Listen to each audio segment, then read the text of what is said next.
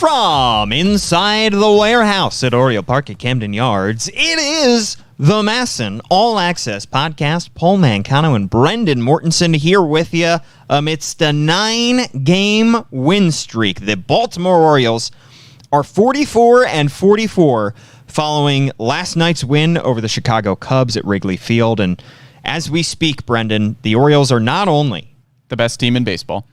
The best team in baseball as of right now, of course. Since the slight sarcasm there, of course. They are certainly, without a doubt, the hottest team in all of baseball. They've won 9 in a row for the first time since 1999. They are at 500, the latest in the season in at least the last 5 years. And they are playing some exciting, thrilling, enjoyable baseball right now. Yeah, a couple of walk-offs thrown in this 9-game winning streak. They have a chance for 10 tonight against a Cubs team that has not been very good this season. We saw the Orioles come back from another deficit yesterday to win their 9th game in a row. As you mentioned, first time since 1999 that they have won 9 straight games. It's really exciting. I mean, they are 500 at 44-44. They are 2 games back of a wild card spot, which is 2 games back behind the Toronto Blue Jays, which is incredibly surprising given the amount of talent that is on the Blue Jays roster. They are only 3 games behind the Boston Red Sox. They are keeping up in a division where there is literally right now not a team with a losing record. Yep. Every single team has a 500 record or above, and the Orioles are 5th. They're 5th in this division. In many other divisions around baseball, they would be 4th or maybe even 3rd, but it just stinks that they are in quite literally the best division in all of baseball. But the fact that they are within striking distance of the wild card speaks to just how remarkable this stretch has been. And I know it's easy to point to Adley Rutschman and say that he is really the thing that changed and the catalyst that turned this ball club around. It's not just him, obviously. It's been a lot of other factors, but he has certainly infused this team with an exciting leadership, a brand of leadership, I think you could say. And he has captured the attention of Baltimore fans, and this team has deservedly captured the attention of Baltimore fans. At Wrigley Field yesterday, there was a pretty loud and sizable contingent of Orioles fans that was making noise near the end of that game. I mean, this team is going to be potentially, they're going to be right around 500. No matter how these 4 games go before the All-Star break, they're going to be close to 500, even if they lose out, going into the All-Star break, and then they're coming home for a home series. They just had an outstanding series at home over the weekend in which they drew record crowds. Yeah, the crowds were awesome. I mean, I know a lot of it was the promotions, but if that can continue into July with some winning Orioles baseball here, I don't think you can understate just how important that is for the players. And the fact that the Orioles won those games, a few of them in exciting fashion, helps because you're getting 28, 30,000 fans in the stadium, and they're seeing a win, and they're experiencing how fun that can be.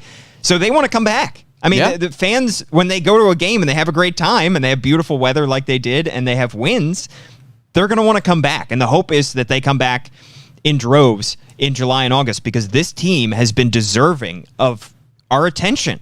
They have been so fun to watch over the last few weeks. It's remarkable. I know 500, we're not hanging any banners. We're not going out and, like you said at the beginning of the podcast, calling them the best team in all of baseball.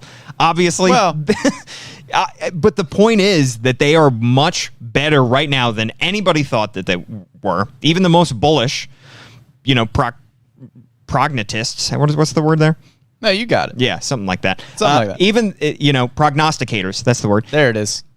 Would not say that the Orioles would be 500 at this point in the season and be within striking distance of a wild card spot. No, I think at the beginning of the year, Fangraphs was doing their playoff odds, and they gave the Orioles a 0.0% chance to make the playoffs. Their playoff percentage is not particularly high at the moment. 2. I think it's just 2.2%, but there's a chance now. And yeah, like you said, Paul, they are just consistently overperforming throughout the last month or so of the season. I think if you were to point out and say, okay, there's one guy that's made the difference, I guess you would point to Adley Rutschman because he is the obvious thing that has changed, and the Orioles have had a great record since he was called up from AAA Norfolk, and you can see the leadership. You can see how he acts with pitchers after half innings, and it looks like it's infectious. So maybe you can point to the Adley Rutschman effect and say he's made a big difference. But I think, honestly, Paul, the most exciting part about this is that there hasn't been a particular player that is having an MVP caliber season. If you want to look at just this winning streak, I mean, Ramon Urias has been hitting like .415 over his last 8 games. That's a player you can point to over this winning streak and say, okay, he's been awesome. But outside of that, if you're looking at the season as a whole and what has gotten them to this 44-44 record, there's no one singular player leading the way. No. And it's no player who's out to an MVP caliber season. I think at this point last year, you were looking at Cedric Mullins on his way to the first ever 30-30 season in Orioles history, and you were saying, that's amazing. It's remarkable that he's doing this. But we're probably never going to see a 30-30 season from Cedric Mullins ever again.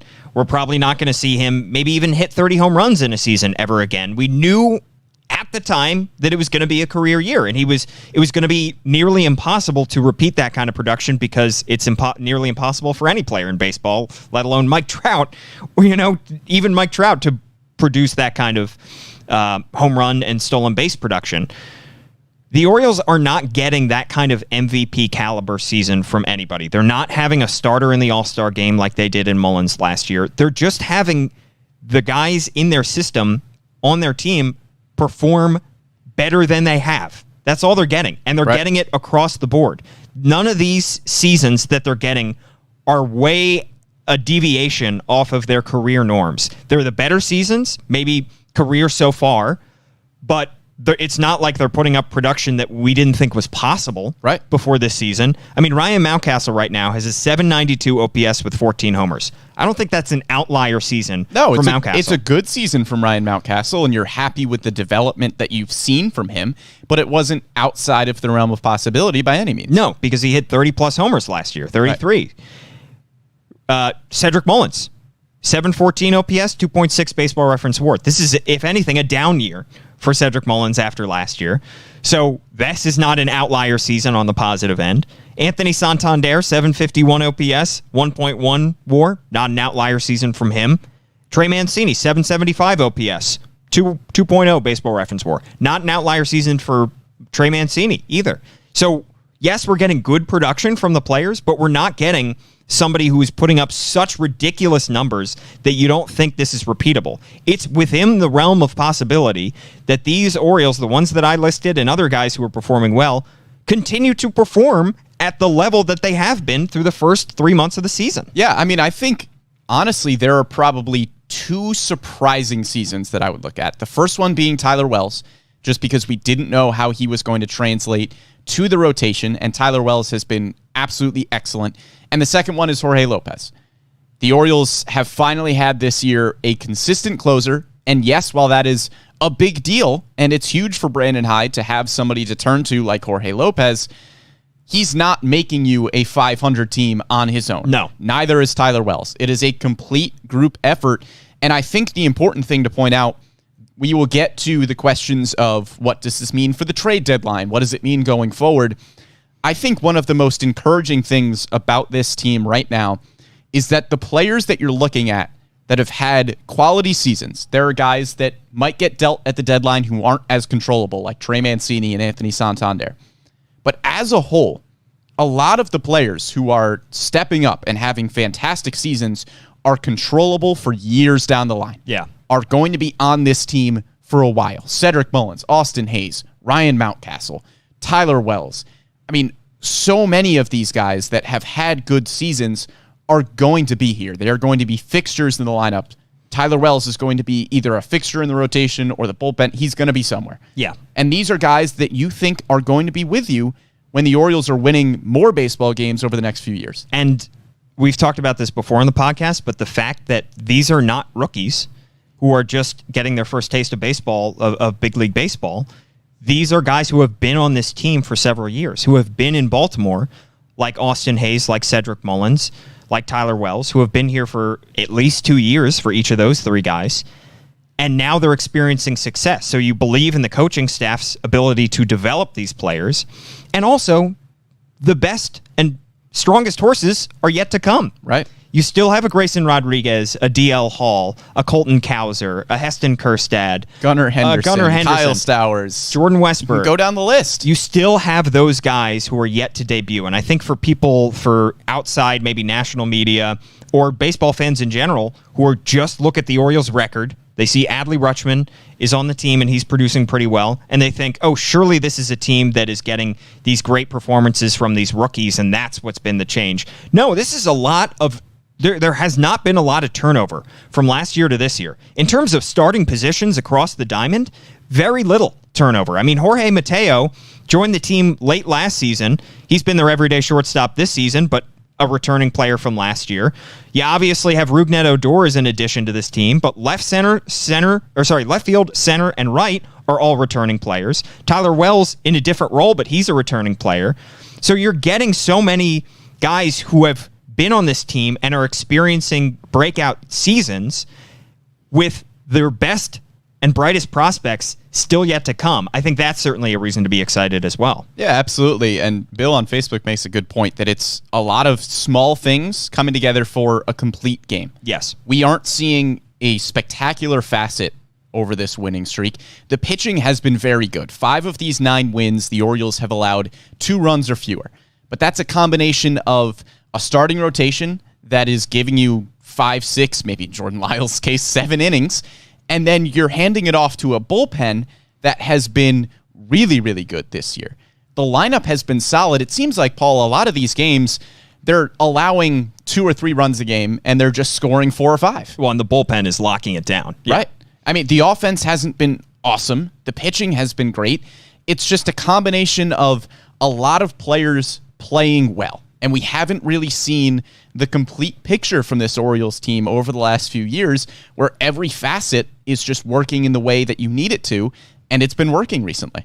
And when you look forward to what this team can do after the break, after the trade deadline, even in the last couple months of the season, I think it's fair to expect some kind of regression. I don't expect the Orioles to finish 500. Then again, I didn't expect them to be 500 by mid-July before the season, so you never know.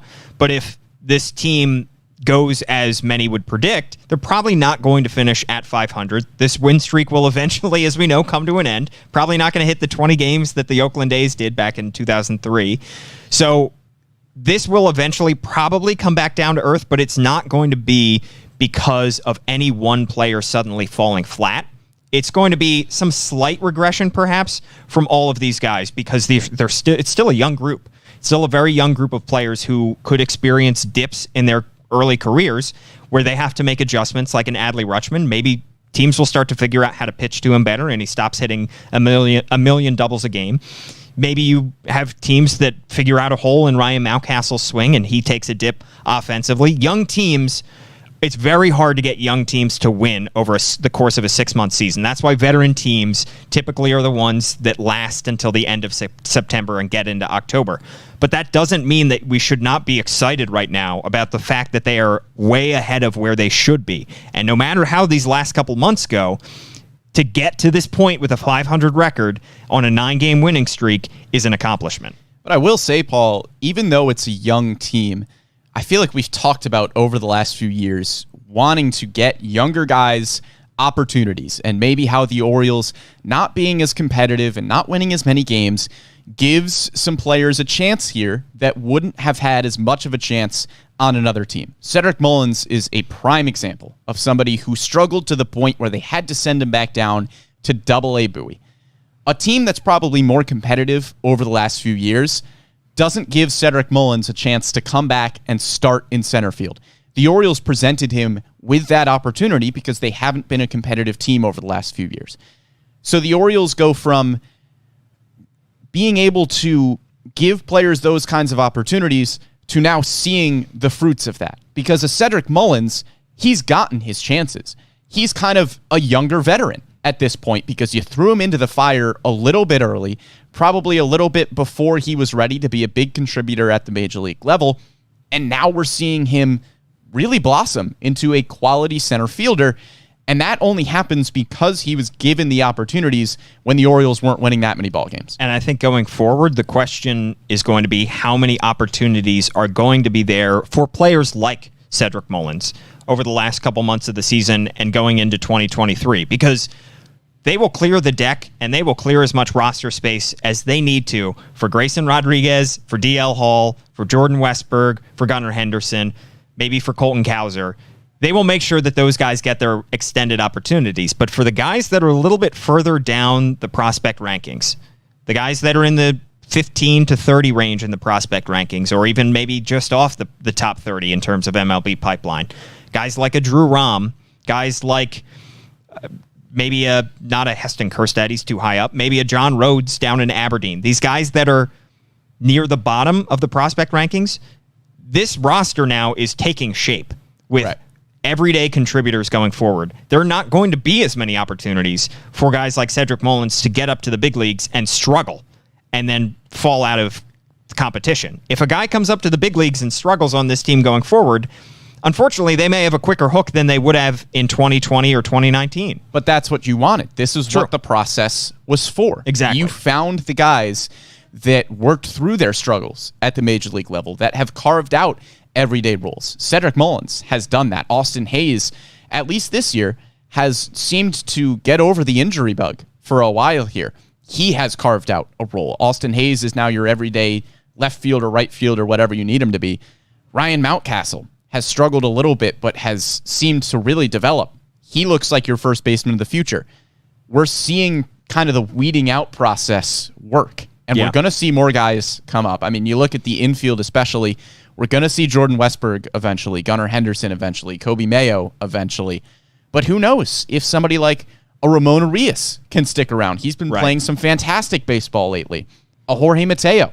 What can he provide for you, even if it's off the bench, as a defensive replacement, whatever it might be? This is the much more exciting time for that roster crunch, because you're starting to see guys really take charge and command a position for the next few years. It's a mantra that this Orioles front office and development system has preached a lot over the last few years, that the rising tide raises all boats, and we're seeing that. We're seeing not just the Adley Rutschmans come up and succeed, but we're seeing the attitude, the energy, and the high production value of somebody like an Adley Rutschman or a Tyler Wells or somebody young like that, and Austin Hayes, a Cedric Mullins, raising the boats around him, raising the level of competition within the team itself. And that's what you hope to have, because competition brings out the best in real competitors in everybody. So the hope is that they take the challenge, and the players who are destined to stick on this team will take that challenge. I think the question going forward in the immediate future, Brendan, is how this win streak and this 500 record will affect the Orioles' plans as we go closer and closer to the trade deadline. We've heard some speculation that they might be both buyers and sellers. I believe Ken Rosenthal of The Athletic make that suggestion. What I will say, I don't know what Mike Elias is planning elsewhere in the warehouse right now, but what I will say is that I believe Mike Elias is going to stick to this plan and see it through. I don't think it changes the plan, but I do think the first half of the season has to modify it a little bit. It's not going to change the plan because the blueprint is still call up your top prospects. They are going to be the anchors, and you're going to build around them. So when you're looking at a player like Trey Mancini or Anthony Santander, Kyle Stowers seems to be the type of prospect that the Orioles believe can be an anchor for this team, can be an everyday starter. So you aren't, more than likely, not going to hold on to a Trey Mancini or an Anthony Santander who are not under team control for a long time, and they are going to be preventing somebody like Kyle Stowers from getting at bats. So maybe, I don't think it changes the plan at the deadline for a guy like Mancini or Santander, or even a Jordan Lyles or a bullpen arm. I still think it's very possible that the Orioles trade those types of guys. But I do think it modifies the plan a little bit, because the rebuild is pretty clearly ahead of schedule. Who knows? Maybe this was the plan. Maybe Mike Elias just knew that this was going to be the year where the Orioles would finally see some turnaround at the major league level in the win column. I think it modifies it a little bit, because at the trade deadline, I think there's a potential for the Orioles to look at some players that have control over the next few years. Names like Luis Castillo and Blake Snell have gotten tossed out. I don't know how realistic those possibilities are because they have big numbers on that contract, but it could be a Jose Barrios to the Blue Jays situation where you make a deal at the deadline knowing that they have a year of control after that deadline year, and then maybe you use that extra year of control to try to re-sign them longer term. Yeah, I think as we get closer to the trade deadline, we'll probably delve more into the specific names, I think you threw out a couple interesting ones there. I think you can't just look at 2023. I think you have to also look at, can this guy contribute to our team in 2023 and 2024? Even. Right. I think you were looking for as much control as possible. And when you're looking at what you could give up for somebody like that, you're not looking at one of your blue chip prospects by any stretch. Now, maybe you make a trade with one of your bottom end of the top 30 prospects, but even then, I think that those guys still are too valuable, and you've invested so much in building this system that why take away from that depth now when, yes, this team is playing 500 baseball, but they're not going to win the division. They're still only, like we said, according to Fangraphs, not to rain on anybody's parade, but have a 2.2% chance of making the playoffs. And even if you do make the playoffs, which probably is not going to happen, you'd be a pretty quick out, odds are, because you're going up against teams that are frankly more loaded roster-wise than you are. So you don't want to make a short-term move, and I don't think Mike Elias will. But if you're looking to add talent that is closer to Major League ready than you have in years past, then I think you look for very controllable guys. And then guys that you could trade, I think you're looking more at guys who have already made their debuts.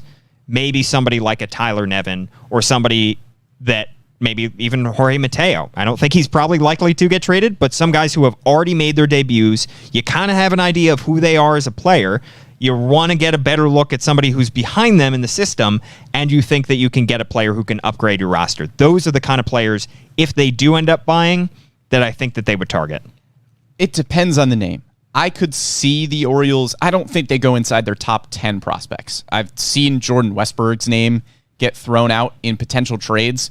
I don't think Mike Elias goes there unless it's for a huge name. Yeah. Which I don't think the Orioles are going to do. I could see them delving just outside the top 10. Maybe a name like a Connor Norby. I don't think Mike Elias goes there quite yet either. But the bottom line, Paul, like you said, is that I don't think they're buying at the deadline with any intent of making a playoff push this season. Right. If they make a playoff push this season with the roster that they have, awesome. That's just icing on the cake at that point. But you're not building the roster for this season. You're building the roster for 2 years, for next year, 2 years, 3 years down the road, when you have the support of guys like Grayson Rodriguez, DL Hall. Again, we can run down the list as many times as we want here.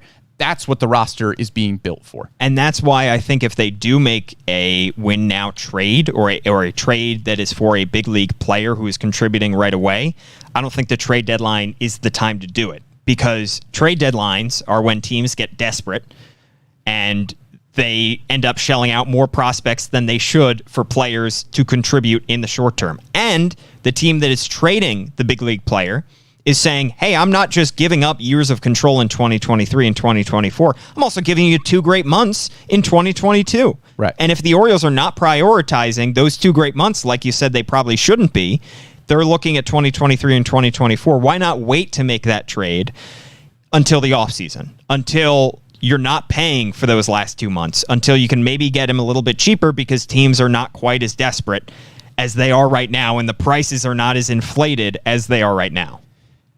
Well, that's true. I do also think there's something to be said for Mike Elias and company wanting to show fans and players even that they're ready. They're ready to start making a push towards the playoffs. Maybe it's not this season.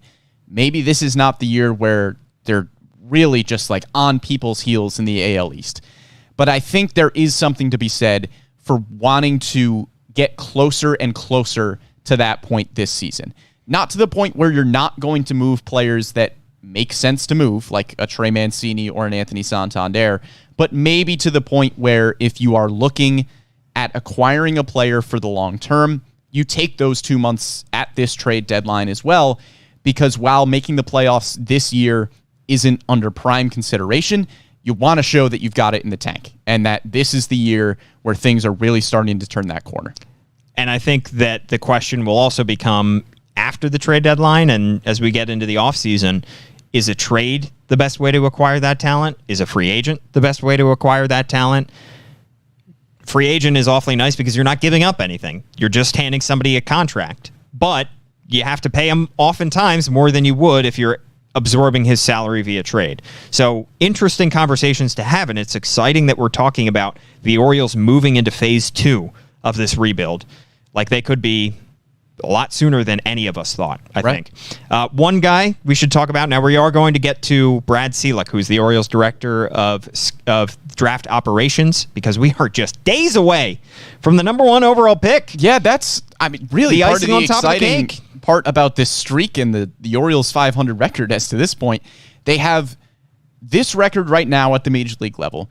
Adley Rutschman, the former number 1 overall prospect. They have the number 4 and number 5 overall prospects in Grayson Rodriguez and Gunnar Henderson. Yep. They have multiple other top 100 prospects, and they're going to be getting another one on Sunday with the number 1 overall pick. They could be getting a top 5, top 10 prospect. Yeah. In theory, depending on who they take with that number 1 overall pick, and we'll talk to Brad in just a bit.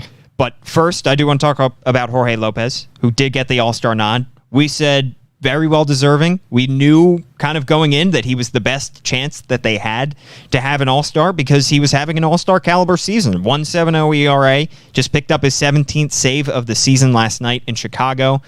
And again, while he is not as typical of a closer as some of the other closers around baseball who only get the ball in the 9th inning, who are only required to protect a 3-run lead or less, he's giving you a little bit extra in terms of innings pitched, and his ERA is still incredibly low. He got through that rough patch a few weeks ago, and it feels like he's on the other side, despite giving up some hard contact during that stretch. Yeah, it seems like he is kind of getting back into the groove. I don't think he's all the way there yet. Yeah. I always think back to, I think it was the Rangers game, that he got that first save after the rough stretch, and he had a potential home run ball just go foul outside of the foul pole. Yeah.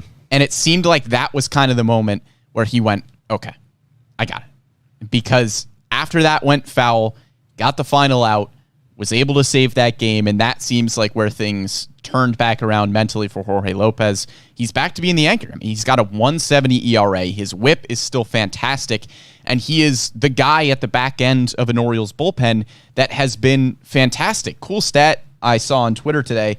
According to Inside Edge, the Orioles have the best ERA in baseball in close or late game situations, which is defined as situations 7th inning or later, where the game is either within 1 run or the game-tying run is at the plate.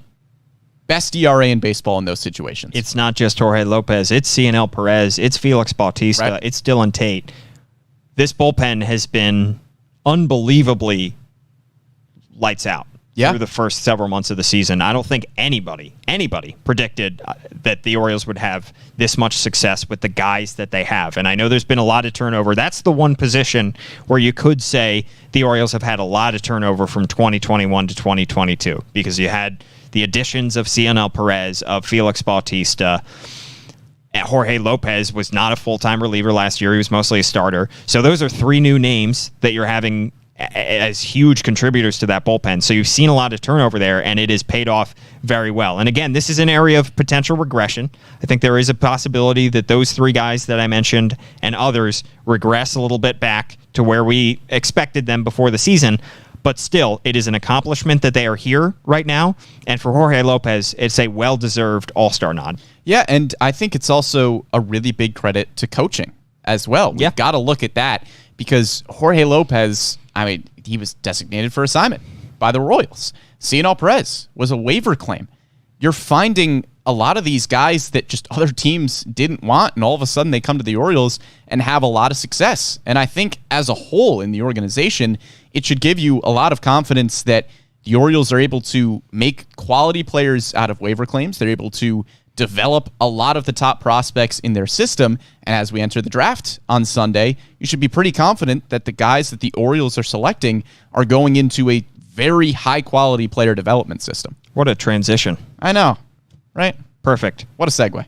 Brad Selick, who is the Orioles Director of Draft Operations, joined us here in studio. Interesting conversation. Now, like everybody in this front office, he was careful not to give away too much specific information, but we dug just enough to kind of get an idea of what the Orioles are thinking as they go into this draft that begins on Sunday, stretches out over 3 days over the All-Star break. We will have full coverage of the MLB draft on MASN All Access and on the MASN All Access podcast. Draft night, we are having a live show here inside the warehouse. Going to have Mike Elias immediately after the number 1 pick is made, live, joining Steve Molesky here in the warehouse. Exciting stuff as the Orioles prepare to add a potential top prospect to their system. So as we get closer and closer to the draft, definitely check out the draft episodes, which we've been rolling out. Brendan Mortensen and Tim Leonard, who's been producing this podcast as well, have been doing some awesome podcasts there. Tim has been doing some great podcasts as well and interviews with some of the top draft prospects. Just about everybody who is in consideration for the top number 1 overall pick, Tim has talked to. Yeah, all of the top 5. I mean, I spoke with Elijah Green a few months ago, and I think we've got interviews with Drew Jones's head coach. Tim spoke with Jackson Holliday, Brooks Lee. I mean, pretty much everybody in the top 5. Tamar Johnson as well. Yeah. Everybody in the top 5. We've got you covered. Absolutely. So check out that coverage as well. And for now, we're going to kick it over to our interview with Orioles Director of Draft Operations, Brad Selick. 3, 2. We're joined now on the MASN All Access Podcast by Brad Selick, who's the Orioles Director of Draft Operations. Brad, thanks so much for joining us here on the couch. Thanks for having me, guys. So you are just a few days away now from the start of the MLB draft. How much sleep are you getting at this time? And is your eating schedule, is your working schedule affected at all by this? At this stage of the year, not a whole lot of sleep goes on. There's a lot going on through your mind, and it's kind of typical that way all the way up until after the draft ends. So, but yeah, as far as the food is concerned, well fed, so Good. We can check that box off. Do you feel any kind of added weight this week, knowing that you have the number 1 overall selection, maybe a weight that wasn't there with the number 5 pick? No, not really.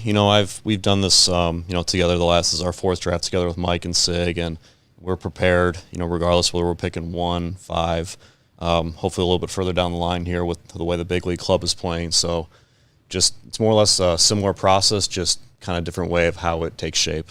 The Orioles have so many high picks in this draft, and particularly because they're lumping in the first couple rounds on day 1, feels like a lot of picks happening in a short amount of time. How extra prepped do you have to be, so to speak, to be making these picks in pretty much rapid-fire succession? And these are high-value picks. Yep. Yeah, so we're more or less kind of putting the framework of our board together right now. The most important thing, obviously, is the number 1 pick. Once that domino falls, we more or less have multiple scenarios that can unfold, kind of take a look at how the board is taking shape, which guys are falling off, and then we kind of mold our strategy based upon who we take at pick number 1. So staying with pick number 1, in the past the Orioles have gone pretty college bat heavy specifically, and obviously this year there are some high school bats that are in consideration for that number 1 overall pick. Are there any different challenges to scouting a high school player versus a college player, especially considering there's probably a lot more numbers available for that college guy? Yeah, as far as the evaluation process in terms of identifying where these guys kind of fit in, the tools, their makeup, that more or less stays the same. As you mentioned, the big thing is obviously we don't have as much in-game data that we do with the college players in the NCAA level. The one thing I will say that MLB has done a tremendous job with is getting these guys in programs like Major League Baseball's PDP program, identifies them early. We get a lot of metrics, assessments from that, and they also have a lot of competition games in Major League Stadiums, so we do get some StatCast data, even though it is obviously not nearly as in-depth as it would be from the college guys that end up playing there, or the data we get from the college side of things. So, but yeah, I would say in terms of the data, that's the biggest differential. But as far as the evaluation process, our scouts and makeup work that goes into it, it stays relatively the same. I know Mike Elias has talked about the impact that the draft combine has had and how that has kind of helped evaluators get a better sense of who these guys are. Were you personally at the draft combine? I was there with 4 of our scouts. We also had our medical staff there. It's a very beneficial experience. It really helps us out in terms of the prep, and we also get to meet with a lot of these guys that we have high interest in. So it's a tremendous event, and I'm really glad that they, put that ball in motion. You can name them if you want, but if you don't want to, just wondering a number, about how many draft prospects would you say you've met with or personally talked with?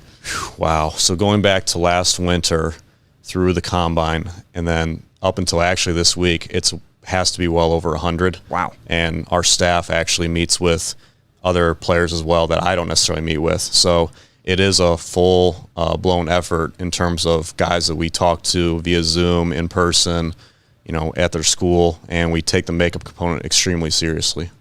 Now, how do you balance kind of the makeup component with what you're seeing in terms of tools and the analytics as well?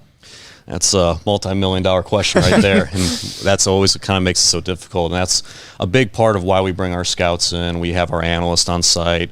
We have Sig and his team available to talk through that, and there's no really right answer on that front. Different clubs are going to approach it different ways, and we just kind of do the best to line our ducks up in a row and do our best we can to kind of try to figure that out. Now, a college player generally offers, at least from our view, a little bit more safety in terms of a pick just because you have more data, you have several more years of a sample size and statistics to go through. Do you think position players offer that same amount of safety as opposed to pitchers just because of the data that you're able to process? Yeah, I would say in terms of overall draft demographics, especially at the top of the draft, it is extensive work done by our analytics department, is position players are much safer at that point in the draft. There is a lot more inherent risk with pitchers, and with that said, we're not necessarily afraid to shy away from pitching. If we feel like there's a good pitcher there at our that's available at our selection, we'll go ahead and pull the trigger. It's just more, in terms of assessing risk early on in the draft, we do tend to favor, position players just because of the fact that there is more risk with pitchers. Now, do you feel more comfortable kind of taking shots at pitchers later on in the draft? Is there something in particular you're looking at if you are going after a pitcher in the later rounds, maybe like a specific pitch that's working, a spin rate kind of thing? Yeah, so we do a very comprehensive process in terms of evaluating pitchers. Our scouting analysts work with our scouts. We also work with our player development pitching coaches and just kind of have a few check boxes that we look for delivery-wise, arsenal-wise. I like to call it our flavor fastball with certain traits that we're looking for, and also we think we can improve the secondaries. The other component of that is the medical process. We get a lot of medical notes on these guys, pitchers extensively, and we obviously take a look at their health history, innings pitched, etc. So a lot goes into it, and actually I would probably say in terms of our workload and process, it's probably more heavily weighted towards the pitchers, even though in our past drafts we haven't necessarily taken them as early on as other clubs might have. But it is a very exhaustive, labor-intensive process, and we do a whole lot of work on those guys. So, and certainly the risk, like you said, is probably greater when it comes to pitchers. Would you say, from a talent perspective, that the difference between maybe a first-round position player and a 10th-round position player is greater than that of the difference between a first-round pitcher and a 10th-round pitcher? Because you guys have waited so long to take pitchers, and it feels like you are confident taking swings on pitchers, whereas, early on in the draft, unless you have a Steven Strasburg type pitcher who stands out, you're still adding that kind of risk. But is the talent drop-off that stark when it comes to pitchers? Speaking with our folks in the analytics department, they're confident in that, the work that they've done. With that said, in terms of, selecting pitchers a little bit later on, we think extremely highly of our pitching development program. There's been a ton of guys that we've taken a little bit later, signed as undrafted free agents that have flourished in our system, and we think we have a good thing going there. So we necessarily, to your point, if there is a position player, we typically like to think at the top of the draft there is a much bigger drop-off in comparison to later on in the draft. Now, you mentioned kind of, your kind of fastball when evaluating pitchers. Is there a specific tool that you look at consistently throughout drafts and say, okay, that's something that we're really looking for in a player?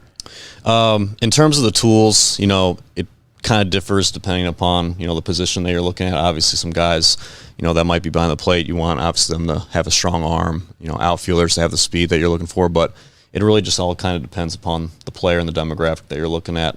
And then we also have a lot of tools as far as pitchers that we utilize. Obviously, we won't go into the secret sauce, but that's been very helpful in terms of identifying guys who we think we can help improve their arsenal and their deliveries.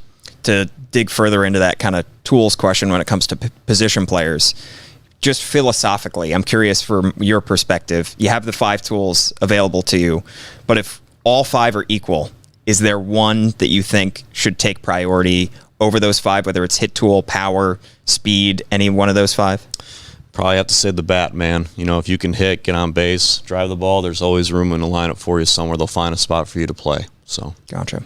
Now, with that first overall pick, obviously you're probably not looking specifically at position, but does a position at that point ever rule anybody out, or are you just trying to maximize value regardless of where they play? I would say we're looking to maximize value. We want the best player, the best fit for our organization, regardless of what position they play. And in terms of maximizing the amount of money at your disposal, obviously signing every one of your draft picks last year was a major emphasis, and we saw you guys go consistently underslot with a lot of your early picks, and it benefited in the long term. Is signing as many guys as possible, or signing the entire draft class, as much a priority this year as it was last year? It's hard for me to say at this point. We kind of have to see how things go. I would say that depending upon what we do with our first selection will ultimately kind of shape our focus and strategy. I think the last couple of drafts going under slot allowed us to push some talent and allowed us to sign all the guys from last year, as you mentioned. But, we'll kind of see what happens this year on that front. Now, that offseason trade with the Marlins where you add pick 67, how much of a wrinkle did that throw into your draft strategy? Not really a whole lot. We've more or less have kind of been scouting guys all spring, and we have a pick at 81 in the 3rd round, so it just more or less said, okay, now we're going to get another guy that we kind of fits within that threshold between 42 and 81. So didn't really have a major impact, obviously, on the logistics and planning on the scouting season, but obviously having that extra bonus values, could loom large down the road.